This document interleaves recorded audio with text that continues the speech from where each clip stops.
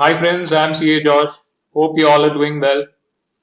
I'll be now doing my second video which will be on InvITs, that is Infrastructure Investment Trust for students of CS professional course. I hope these classes help especially those students who are doing self-studies. Before I begin, I'll just share my experience with preparing my first video on REITs. I'll tell you friends that the kind of learning that I've had with preparing that video was so great. I really never expected the challenges I would face in preparing a video. My whole focus actually initially was on getting a great content and presenting it. But then I realized that there are so many more elements to preparing a video. I just hope that I can keep building on the learning that I've had. Now, with regard to our topic of InvITs, I've divided it into two parts.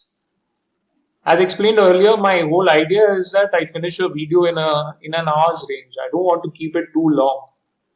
Also, one thing is that I've realized is that just reading through the module might not be enough to understand all concepts. It's important, but it might just not be enough because each of these topics are so vast that if the institute wanted, it could make an entire book only on one topic.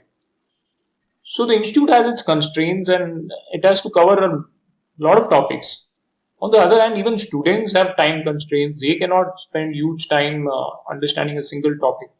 Because one of the most important decisions for a student is time management, especially if one is giving all three groups. Because in that case, he has to read, he or she has to read something in the range of 5,000 pages across various books. So how to manage the time? That's when I feel videos like these will help in clearing a few tricky concepts. I myself have gained a lot from these kind of videos. So without wasting further time, let's get started. As before, I'll start with a few basics first. What is an InvIT or an infrastructure investment trust? An InvIT is very similar to a REIT or a mutual fund. In the last class, we studied that REITs are an investment vehicle that invest in rent-yielding completed real estate projects. InvITs are also investment vehicles, but under InvITs, the projects are not rent-yielding. They earn their money through charges like tolls in case of highways, airport charges in case of airport, and so on. I hope you can understand this basic difference between a REIT and an InvIT. I'll explain in detail what a completed and revenue generating infrastructure project is later. Now let us look at what is an infrastructure project.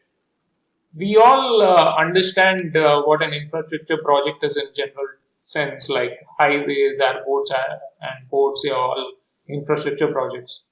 But is that it? Is that what the infrastructure project is under the InvIT regulations? The plain answer is no. What an infrastructure project under the InvIT regulations is will have to be found out by going through a notification by the Ministry of Finance. The Ministry of Finance actually notifies certain subsectors on a periodic basis which fall in the category of infrastructure projects because they are high priority sectors and they involve a lot of capital. So there's a lot of concessions that infrastructure projects receive. So for the students, whatever is there in the notification will have to be considered under infrastructure projects. Before we move further, let's first understand the basic difference between investing in InvIT, a REIT, a mutual fund and securities. Why would somebody want to invest in an InvIT or a REIT and not a mutual fund or directly the securities? Let's first understand what investing in a security of a company would mean.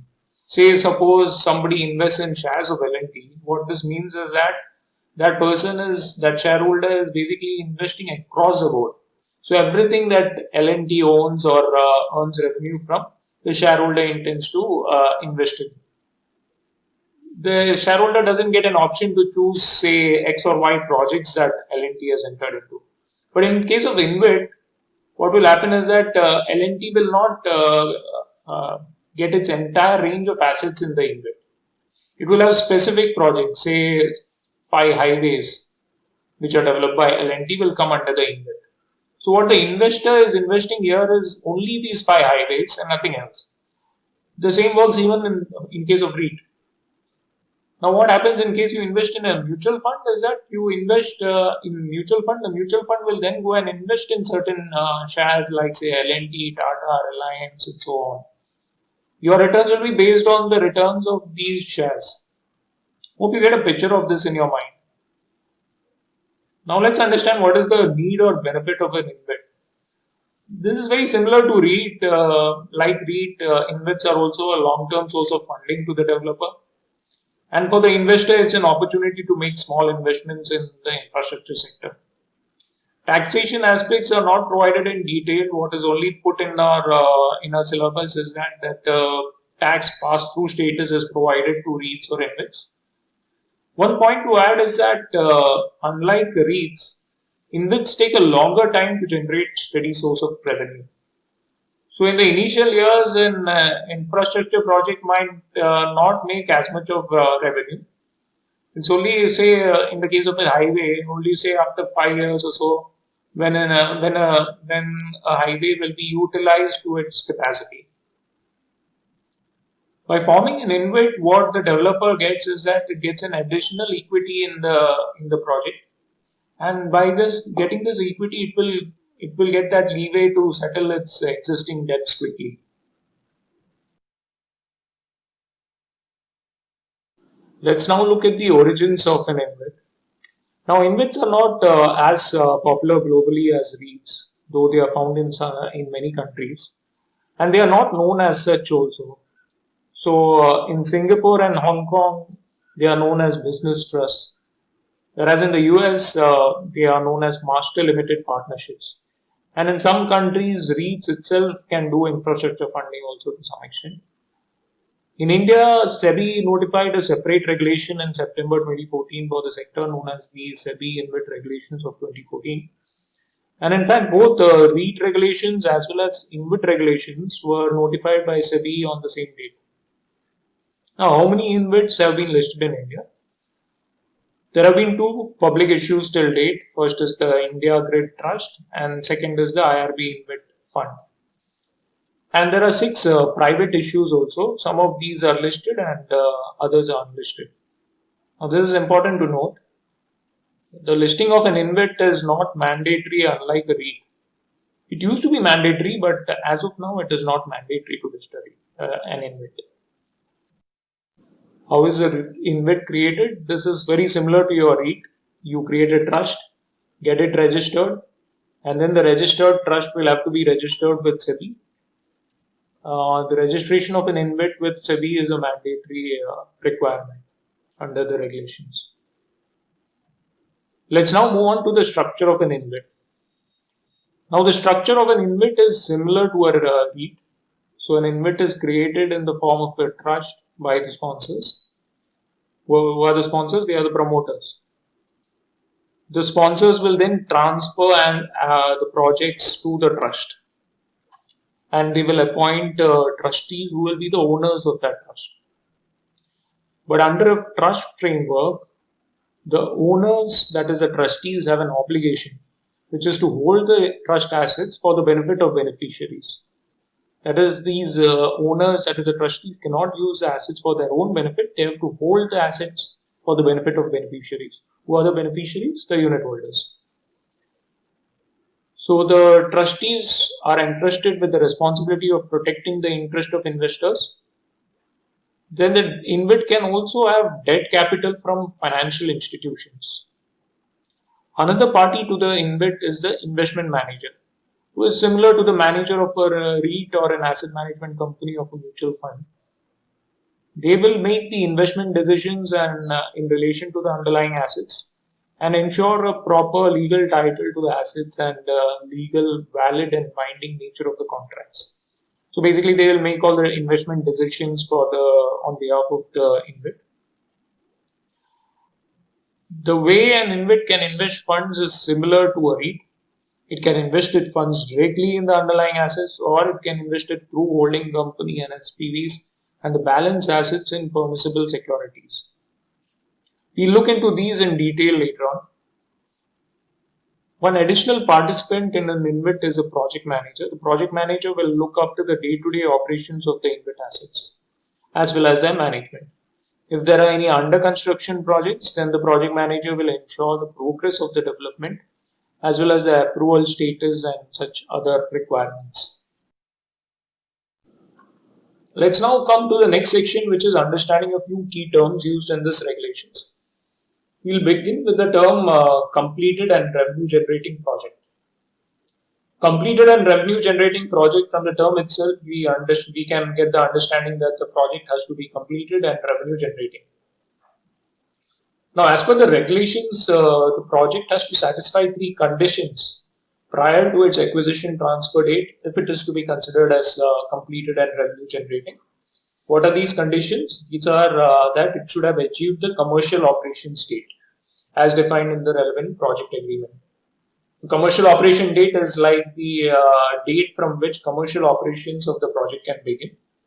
And this date is defined in the concession agreement or power purchase agreement or any other similar agreement between the parties. The second condition is that the project should have received all the requisite approvals and certifications from the commencing the operations. So it's not enough that the commercial operations date is achieved, but the approvals for commencing operations should also be in place. And the third condition is that it should have generated revenue from operations for a minimum of 1 year. So only after these three conditions are satisfied that the project will be considered as completed and revenue generating project under the InvIT regulations. What are these three conditions? First is the commercial operation state, then the approvals, then the revenue generation. Moving on, let us understand the term concession agreement. This is a term which is used frequently in the infrastructure sector. Concession agreement means an agreement entered into between a person with a concessioning authority.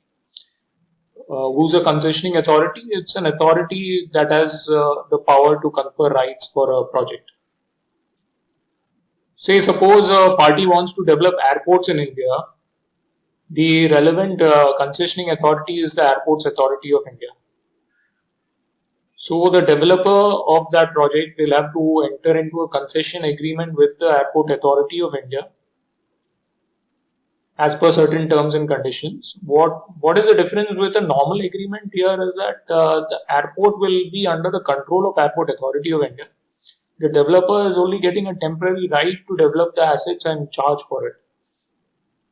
The developer will be called a concessionaire and the Airport Authority of India will be called a concessioning authority.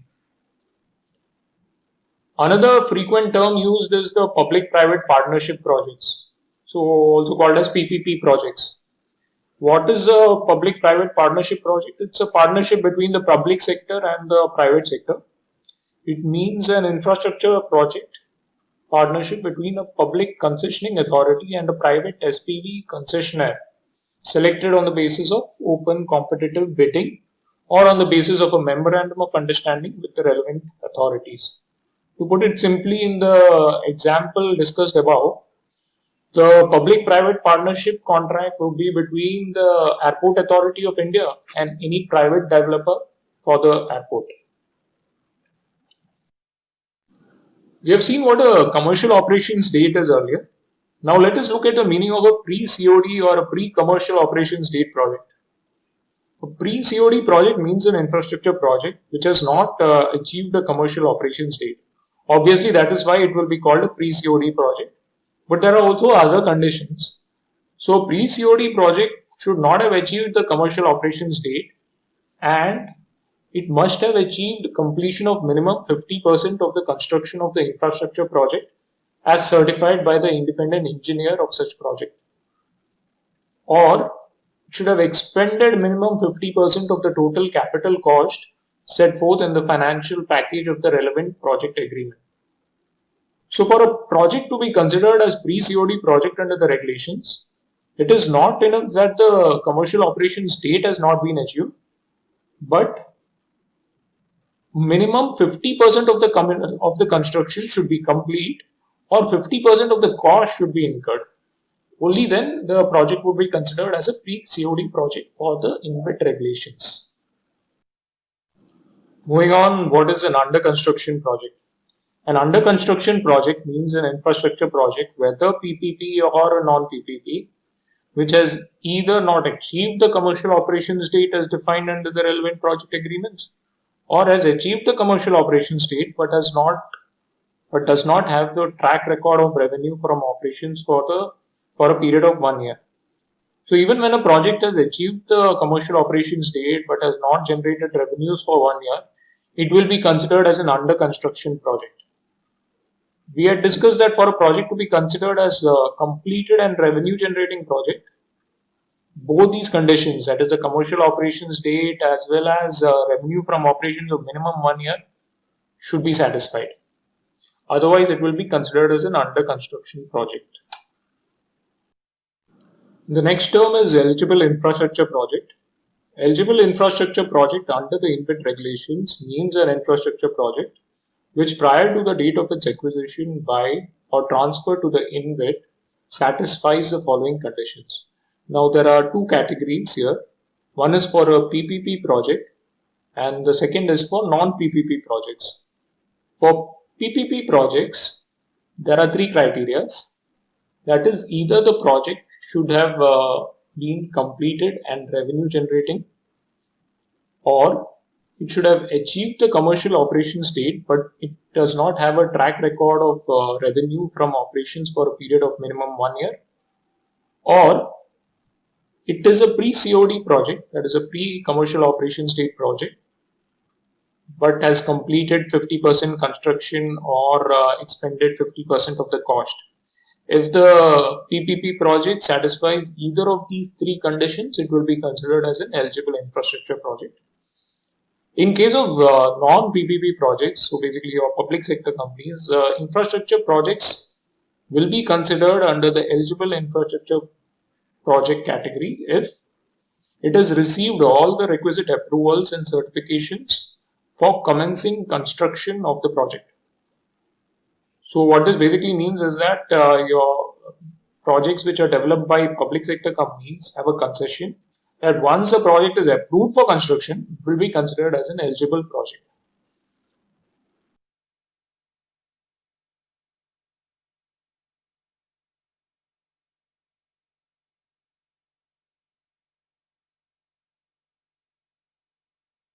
Let's now understand the eligibility criteria.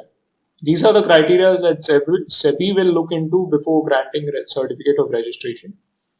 Majority of the eligibility criteria are on the same lines as REIT, but there are a few differences. We will look into these now. Let's first look at the eligibility criteria for a sponsor or a promoter. Now, unlike a REIT, there is no concept of sponsor group in a InvIT. While the regulations define who is an associate, there is no sponsor group concept in an InvIT. The first criteria for a sponsor is with regard to net worth or net tangible asset. What the regulations require is that the sponsor should have a minimum net worth of rupees 100 crore in case of a body corporate or a company, or net tangible assets of minimum rupees 100 crores in case of an LLP. So whereas the REIT required that all sponsors collectively should have a net worth of minimum 100 crores, InvIT regulations require that each sponsor should have a net worth of minimum rupees 100 crore. Next criteria is with regard to experience. The sponsor or associate should have minimum 5 years of experience in the infrastructure sector. In case the sponsor is a developer, minimum 2 projects should be completed. Next, we will look at the eligibility criteria for an investment manager. For an investment manager to be registered with SEBI, it will have to satisfy 5 conditions. These 5 conditions are, the first criteria is that with regard to net worth or net tangible assets. So if an investment manager is formed as a body corporate or a company, it should have a minimum net worth of rupees 10 crore. And if the investment manager is formed as an LLP, the minimum net tangible asset should be again 10 crore. Net worth or net tangible assets are terms used to define the same thing in different classes of entities like companies or LLPs. Next criteria is with regard to experience. So the investment manager and minimum 2 key personnel should have at least 5 years experience in fund management, advisory services, development in the infrastructure sector. This is similar to REITs. But there's one additional condition that minimum one employee should have at least 5 years experience in relevant subsector of the InvIT. That is, say the InvIT has assets in the energy subsector. Then minimum one employee should have at least 5 years of experience in the energy sector. Next criteria is that, like in REIT, the board of directors or the governing board should have minimum 50% independent directors or members, and they should not be directors or members of the investment manager of another InvIT. This is a corporate governance condition like in REITs. The fourth condition is that the investment manager should have an office in India from where operations pertaining to the InvIT is proposed to be conducted. This is applicable if the investment manager is a foreign entity.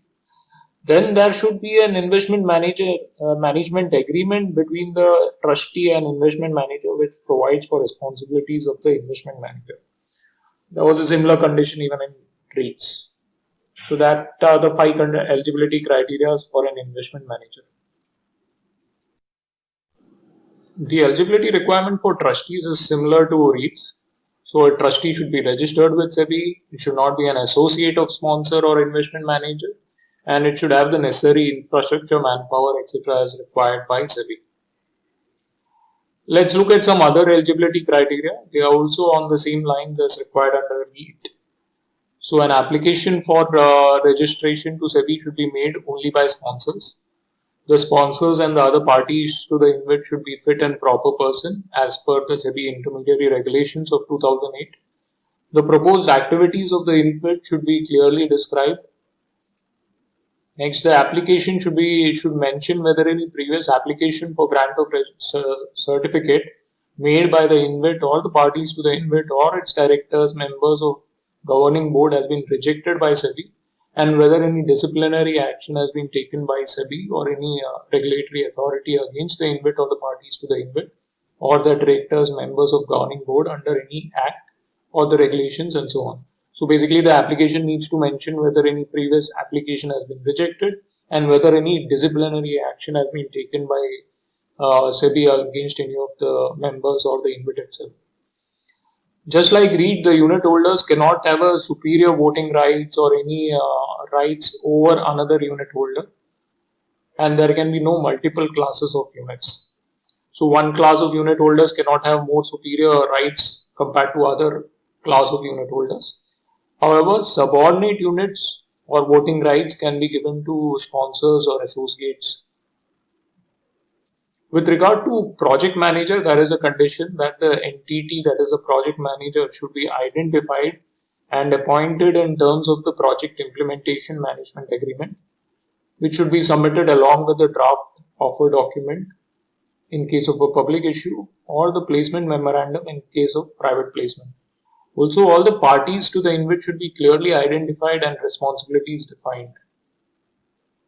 All these are on similar lines to REIT. Now we come to the next section, which is offer of units and listing of units. So unlike a REIT, an InvIT does not mandatorily have to get listed. This is an important point to note because earlier even InvITs were required to get listed. However, the option to list or not was provided after an amendment of the regulations. Prior to the amendment, even the InvIT had to get listed mandatorily. Though listing is not mandatory, InvIT has to offer units whether by a public issue or private placement within 3 years of registration, and this period can be extended by 1 year.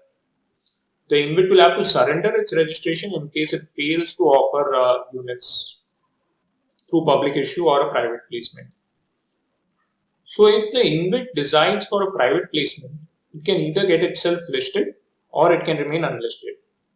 REITs, on the other hand, can make initial offer only by way of public issue. Let's understand what's a private placement. A private placement is a sale of units to pre-selected investors and institutions rather than on the open market. So you're not inviting everyone to subscribe to your units, rather the offer of subscription is restricted to a selected group of investors. We will look at some common conditions applicable to both public issue and private placement. So there is a criteria for a REIT with whether it decides for an initial offer through public issue or a private placement. There are three conditions. These are: the value of the InvIT asset should be minimum rupees 500 crore. That is, the value of assets held directly or in proportion to the assets held through the holding company or SPV should be minimum 500 crore. This condition can be complied at any time by the InvIT before allotment of units. Then the offer size should be minimum rupees 250 crore. The third condition is that the minimum offer and the allotment to public means your non-promoters. So the minimum offer and allotment to non-promoters through offer document or placement memorandum should be as given below. In case the post-issue capital at offer price is less than 1,600 crores, then the minimum public shareholding as a percentage of outstanding units should be 25%. If it is more than or equal to 1,600 crore but less than 4,000 crores, then the minimum public shareholding should be 400 crores. If the post-issue capital is more than or equal to 4,000 crores, then the minimum public shareholding should be 10% of the total outstanding units. This minimum public shareholding will have to be increased to at least 25% within a period of 3 years from the date of listing in all cases. Now, this condition is found even in the REIT regulations and in the Securities Contract Regulation Act.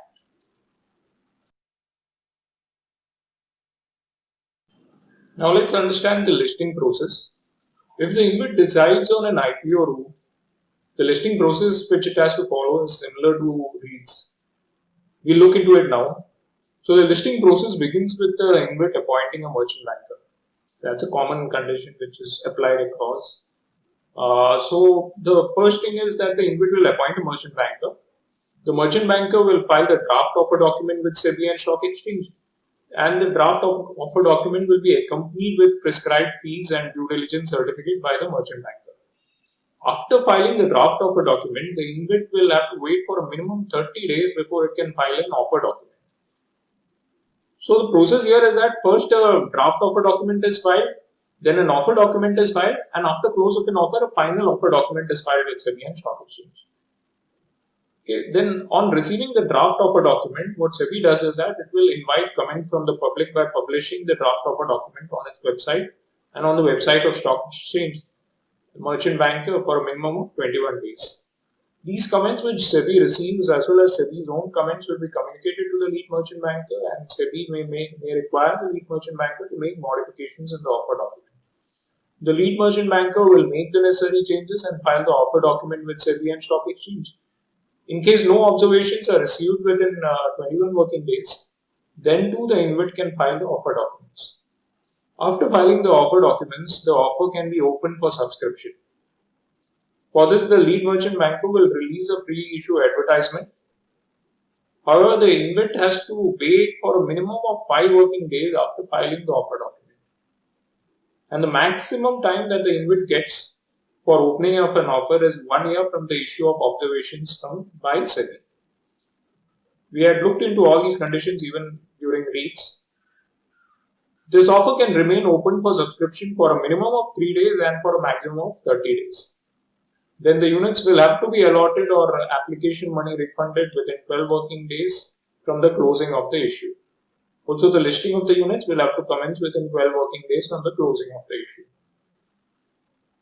Any subsequent issue of units after the initial public offer may be made through a follow-on offer, a preferential offer, a qualified institutional placement, a rights issue, bonus issue, and so on, any other manner as prescribed by SEBI.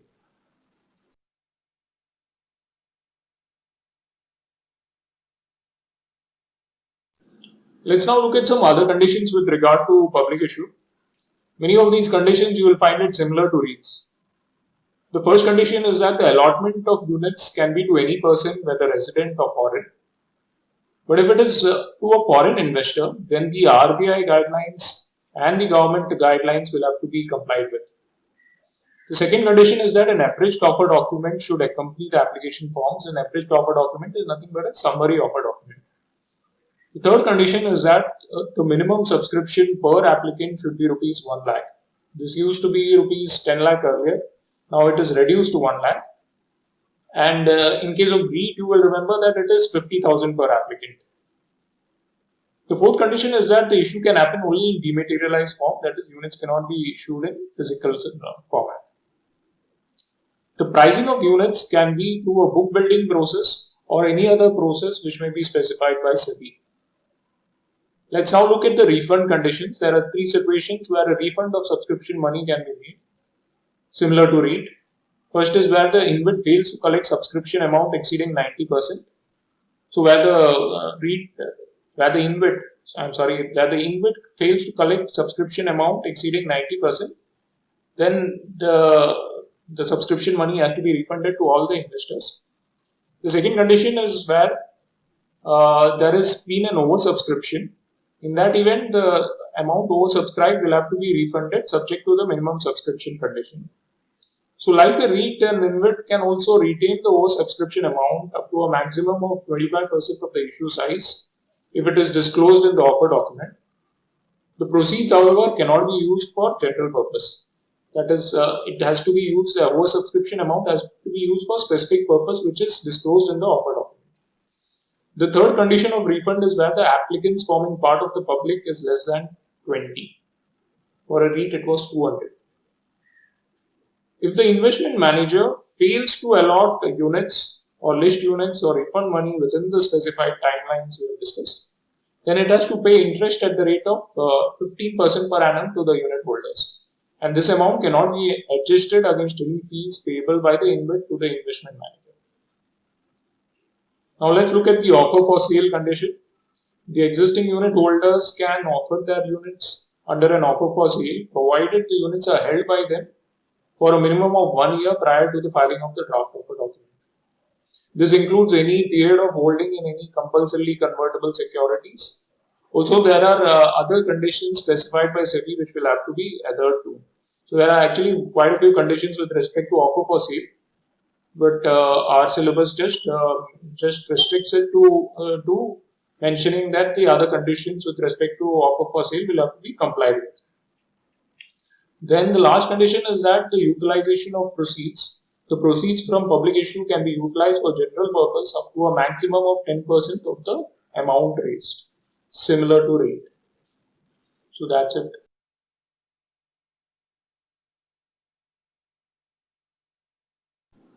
Let's now understand the process for private placement.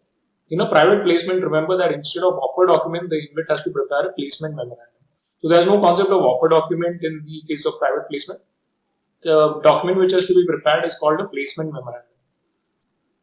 Then in private placement, the funds can be raised from institutional investors and body corporates only, whether Indian or foreign. If it is a foreign investor, then the RBI government guidelines will apply. However, it should be from institutional investors and body corporates only. It cannot be from individual investors. The number of investors should be between 1 and 20 in case of unlisted InvIT and between 5 and 1000 for a listed InvIT. That is, in case of private placement, there are two options, which is whether to go for a listing or to remain unlisted. The number of investors should be between 1 and 20 in case of unlisted InvIT and between 5 and 1000 for a listed InvIT. The minimum investment from investors should be rupees 1 crore. In case of listed privately placed InvIT invests or proposes to invest minimum 80% of the value of InvIT assets in completed and revenue generating assets, the minimum investment from the investor will be rupees 25 crore. The listing process in case of private placement is also on similar lines like a public issue. First, a draft placement or memorandum is filed with SEBI and stock exchange through merchant banker along with fees and due diligence certificate. Then the comments are received from SEBI and the lead merchant banker will make changes and file the placement memorandum. All this is however not a part of our syllabus, so ignore this. What we have in our syllabus is that an offer can open for subscription after minimum 5 working days after filing of the placement memorandum. So first a placement memorandum will be filed with SEBI and stock exchange, and then after 5 working days, the offer can open for subscription. The max period allowed for opening of offer is 3 months from receipt of in principle approval for listing from stock exchange. So understand that this is a common condition of seeking an in-principle approval from the stock exchange, whether it's a private placement or a public issue. And after receiving the in-principle approval, the InvIT can wait for a maximum of 3 months to open the offer. Finally, the final placement memorandum will have to be filed with SEBI within 10 working days from the date of listing. We'll now come to the beautiful concept of guidelines for public issue. This section is one of the most interesting sections in this topic, and it gives a practical insight into the working of securities market. But before we deep dive into this topic, let's understand a few basic facts. And we'll begin with understanding the various category of investors in a public issue. We'll begin with the category of institutional investors or qualified institutional buyers. This category of investors includes your banks, financial institutions, mutual funds, insurance companies, foreign institutional investors, provident funds, pension funds, and so on. So you can imagine these are the category of investors that invest huge sums of monies in a public issue. And every public issue will have a certain percentage of securities that is set aside for these institutional investors. So then who are anchor investors? Another term which is often used is the term anchor investors. Anchor investors are also a subcategory of your institutional investors. But the difference here is that anchor investors are the institutional investors to whom the issuer approaches with an offer to subscribe to securities before the offer opens to other investors. So say that a company comes out with a public issue, then it will approach certain institutional investors with an offer to subscribe to its securities before the offer opens to other investors. These anchor investors will take up the securities at a fixed price, and this fixed price cannot be less than the issue price as per the public issue. And they will have to invest a minimum sum of money in the public issue.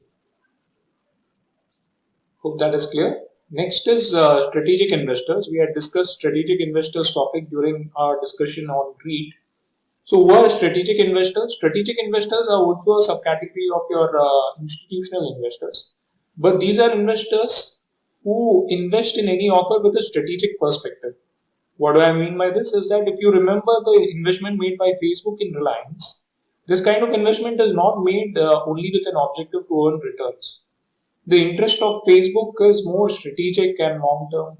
So Facebook, what it did was it ensured a board seat for its nominee in return for the investment and so on. Now there is another category of investors that are called the retail individual investors. They apply for securities of a value not more than rupees 2 lakh or any other sum as per the regulation. Then there is a category of investors who are between these retail individual investors and the institutional investors, who are called non-institutional investors. These investors invest sums that will be in excess of rupees 2 lakhs, and they generally include your HNI individuals, companies, trusts, and so on. There will be a certain portion of securities that will be allocated to all these categories in the public issue. Now, with this understanding, we will look into the allocation parameter for an InvIT. So, as per the SEBI InvIT regulations, an InvIT can allocate a maximum of 75% of securities offered in a public issue to institutional investors and minimum 25% to non-institutional investors and retail investors. What this means is that, say an InvIT comes out with an issue of 1 lakh units, then the InvIT can allocate a maximum of 75,000 units to institutional investors, and it has to allocate a minimum of 25,000 units to non-institutional investors and retail investors.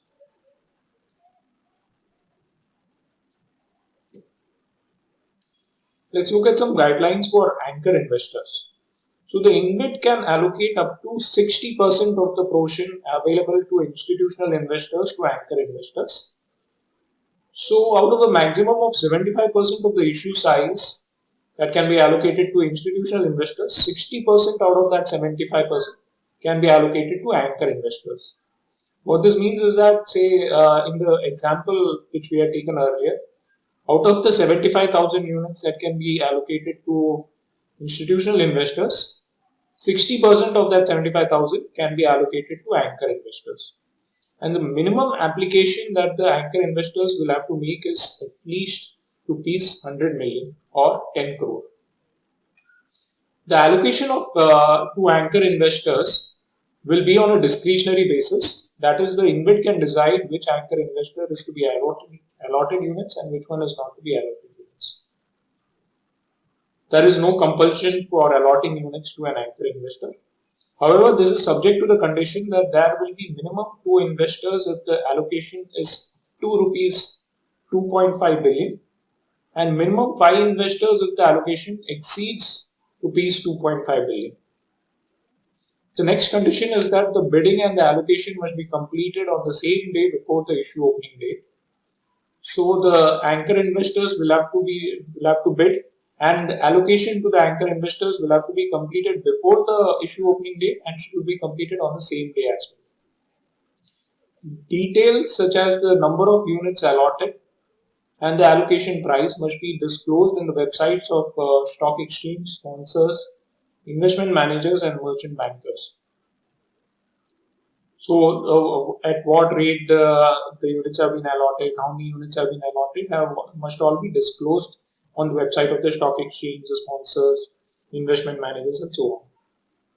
In case the allocation price is less than the cutoff price under the public issue, the anchor investors will have to bring in the deficit. However, they will not get any refund in the reverse scenario. We had discussed this point earlier also. So say the anchor investors bid for units at rupees 110 per unit and the public issue happens at rupees 100, then the anchor investors are not going to receive any refund. Also, the lock-in period shall be 30 days for anchor investors. That is, they cannot sell their units for 30 days after listing of issue. Now, the merchant bankers or persons related to merchant bankers cannot apply under the anchor investor category, except mutual funds, insurance companies, and pension funds. Okay,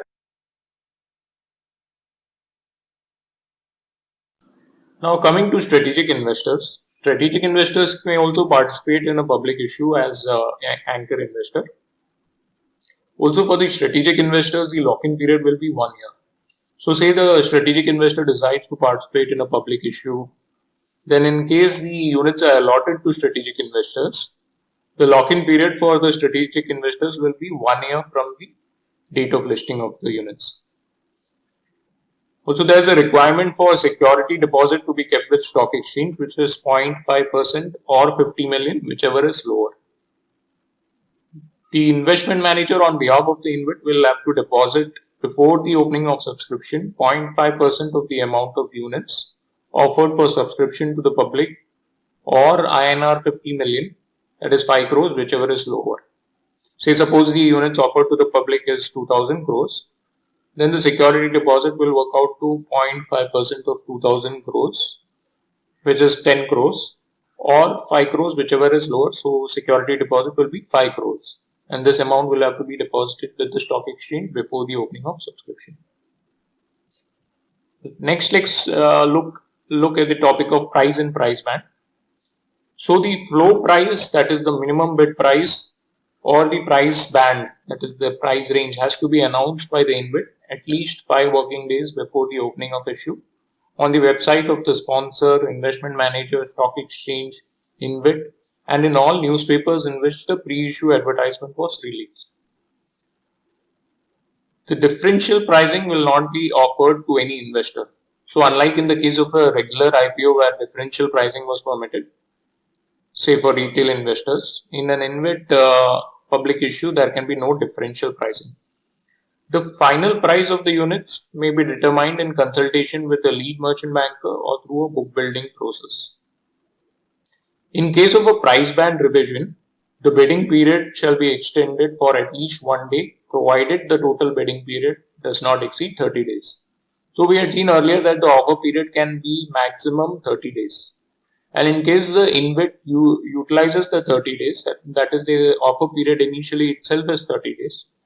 Then in the event that there is a price band revision, the bidding period cannot be extended for a further period because the InvIT has already utilized the maximum permitted offer period of 30 days. However, if it is lesser than 30 days, then the bidding period can be extended by a minimum of 1 day. Hope this is clear. Let's now come to the topic of bidding process.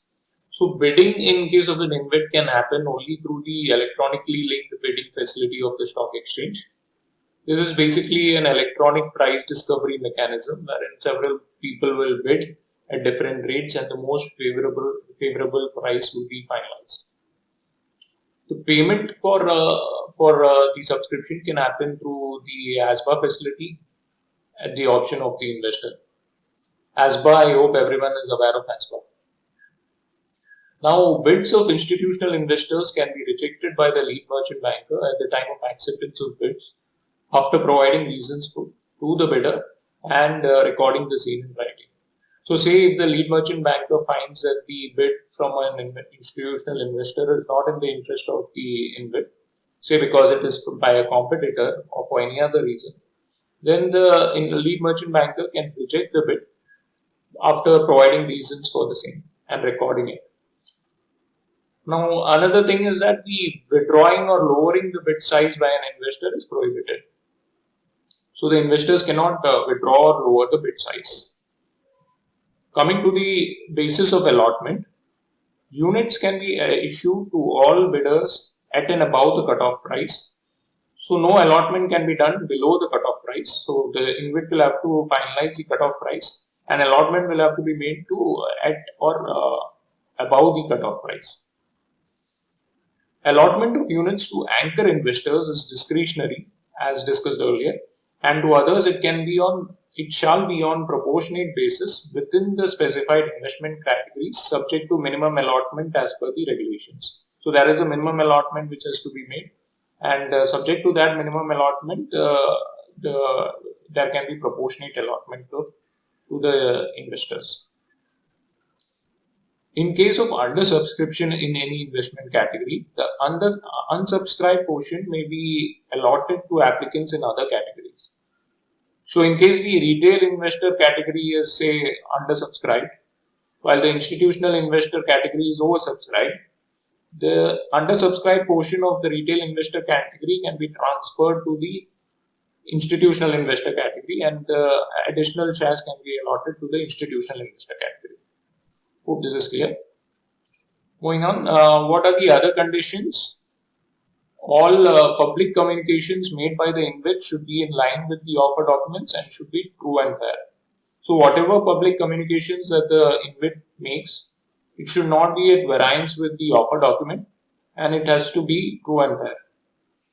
No InvIT can make a public issue of units if the InvIT, its sponsors or investment managers or trustees are debarred from accessing the capital market by SEBI or on the list of willful defaulters published by the Reserve Bank of India. So, one of the conditions for coming out with a public issue by an InvIT is that the InvIT or its sponsors or investment managers or trustees should not be debarred from accessing the capital market by SEBI, or it should not be in the list of willful defaulters published by Reserve Bank of India. A compliance officer will have to be appointed for monitoring the compliance of securities laws besides the redressing of investor grievances. So your CS will have to be appointed as a compliance officer. So these were all the guidelines for the public issue of InvITs. We'll now move on to the next topic. Now let's look at the next section, which is SEBI guidelines for preferential issue of units and institutional placement of units.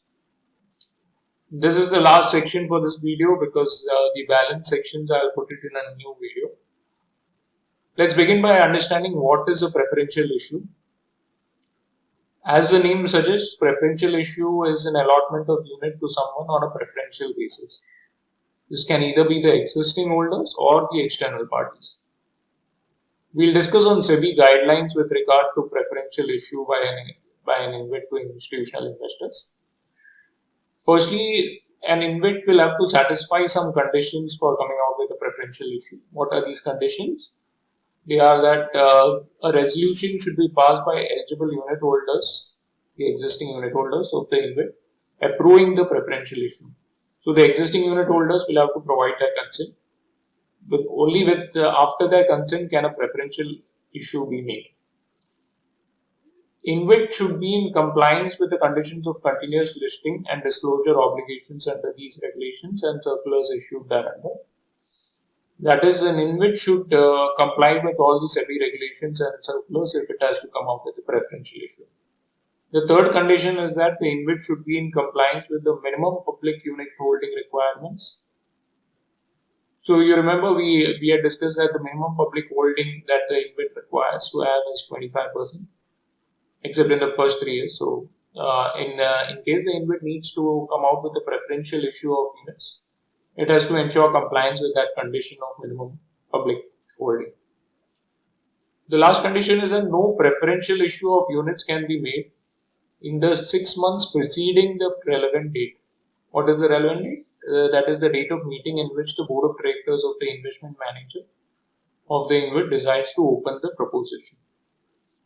So what this means is that a preferential issue can be done provided there is no other preferential issue made by the InvIT in the period 6 months prior to the board meeting. Let's now understand the process for coming out with a preferential issue. As already discussed, the first thing that is required to be done by the InvIT is that we'll have to get an approval from the existing unit holders in the general meeting. Because it's the existing unit holders whose rights will be impacted, so the existing unit holders will have to provide their consent for a preferential issue.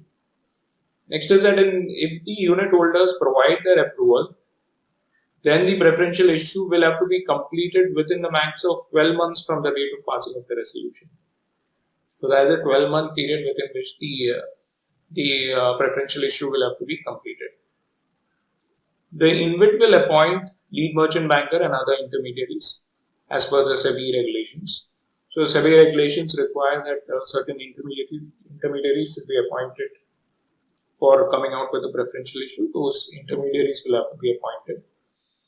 Then it will have to be ensured that the units being issued in the preferential issue shall be of the same class or kind as the units issued in the initial offer. Also, the existing units should be listed for a period of minimum 6 months prior to the date of issuance of notice to its unit holders. So what this means is that we had discussed earlier that there can be no multiple classes of units in a InvIT. So even the preferential issue should ensure that the units that are being issued should be of the same class or kind as the units issued earlier. And the existing units should be listed for a period of minimum 6 months prior to the date of issuance of notice to the unit holders. So the listing should have happened at least 6 months prior to the date of issuance of notice to unit holders.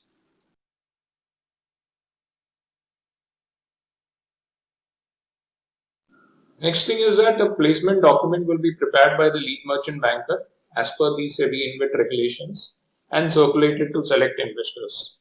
A placement document is like an offer document. In case of a preferential issue, it is called a placement document, and this placement document will be circulated to the selected investors to whom the preferential issue is being made. Then, if the InvIT will seek an in-principle approval from the recognized stock exchange for listing of the units, and furnish a copy of the placement document and certificate issued by the merchant banker or the statutory auditors, confirming compliance with the provisions of these guidelines, along with any other documents required by the stock exchange.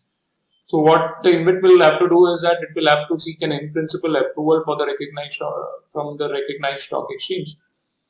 And along with this approval request, it will have to submit a few documents like the placement document, and it will also have to give a certificate stating that it is in compliance with the provisions of the guidelines. Then the placement document shall also be placed on the website of the stock exchange and the InvIT with a disclaimer to the effect that it is in connection with the preferential issue and that no offer is being made to the public or any other investors. So this is basically a transparency requirement that the placement document should be placed on the website of the stock exchange and the InvIT. But there should be a disclaimer because the offer or the offer is not for the general public.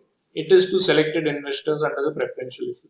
So that disclaimer should be there in the placement document, stating that this is with connection to the preferential issue and that no offer is being made to the public.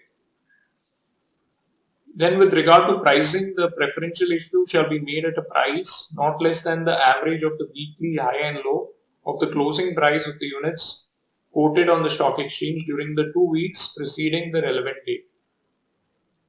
So what this means is that the price at which the preferential issue can be made is determined by the regulations. The regulations say that it should be not less than the average of the weekly high and low of the closing prices of the units quoted on the stock exchange during the 2 weeks preceding the relevant date. Relevant date we had studied earlier, what is the date of meeting. Also, these prices will be adjusted in case of a rights issue or any other similar events, I say like a bonus allotment or anything. And so the adjustment of prices will be required in case the InvIT comes out with a rights or bonus issue, as the price of the units will fluctuate in the event there is a rights issue or a bonus issue. So just remember that in case of pricing, the preferential issue will have to comply with a few conditions, that the price cannot be less than the average of the weekly high and low of the closing prices of the units quoted on the stock exchange. The next condition is that the minimum subscription, the conditions for minimum subscription and trading lot for the units will be similar to the initial offer. Also, the issue shall be offered and allotted to a minimum of 2 investors and maximum of 1,000 investors in the financial year. So the other minimum subscription conditions and the trading lot conditions for the units will be similar to the initial offer, and the allotment will have to be made to a minimum of 2 investors, and it can be made to a max of 1,000 investors in a financial year. The allotment will have to be completed within 12 days, and there can be no partly paid units. That is, the units have to be fully paid up. No allotment shall be made to any party to the InvIT or the related parties except to sponsors, only to the extent required to ensure compliance with the regulations. That is, a compliance with the sponsor stake to be maintained in the InvIT. What this means is that in case the allotment is made to parties to the InvIT, it should be made to the sponsors only for for ensuring compliance with the conditions of the regulations with respect to the sponsor stake. Then the applicants in the preferential issue shall not withdraw their bids after the closure of the issue. The units allotted shall not be sold by the allottee for a period of 1 year from the date of allotment except on a recognized stock exchange. And the units can be issued only in dematerialized form. With that, we will close this part of the InvITs. The remaining sections will be taken up in the next video. Do stay tuned. If you have any queries or suggestions, do mention it in the comment section and I will be happy to respond. Thank you all.